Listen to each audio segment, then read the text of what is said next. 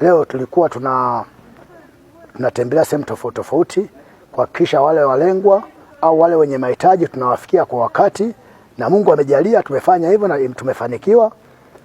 Tumeweza kuwatembelea ndugu zetu kule Isipilo ambao ni wafungwa, lakini tumeweza kuwatembelea watoto zetu au ndugu zetu ambao wapo hapa kituo cha Makalala na tumepokelewa vizuri sana. Kila sehemu ametupokea kwa furaha na kwa amani, na sisi wenyewe tumefarijika sana.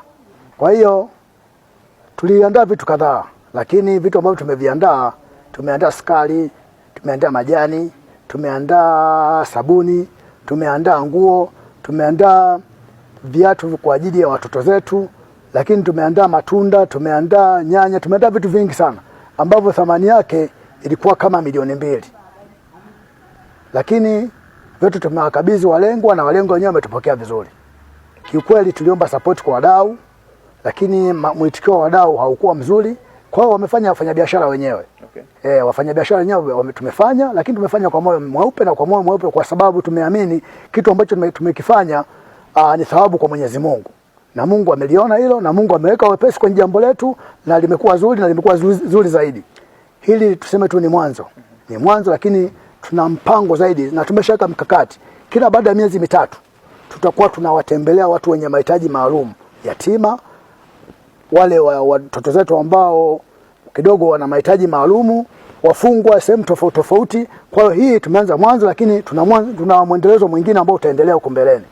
Mimi nasema tu nawashukuru sana kwa moyo wao mmoja ambao wameonyesha kuweka matendo ya huruma kwa hao ndugu zetu ambao wenye uhitaji. Nasema Mungu awabariki na wazidishie pale walipopunguza, ili wafanye na sehemu nyingine ili kwa ajili ya matendo ya huruma. Karibisha sana na nashukuru sana kwa moyo wenu wa upendo na ukarimu wa kujisadaka kwa watoto hawa.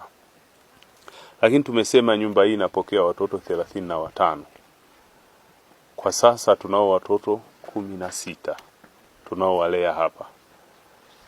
Na katika hao 16 sasa hivi tulivyo hapa tunao watoto 2 tu. Wengine wote wako shule. Kuna ambao wako shule ya msingi pale Tosamaganga Lialamo.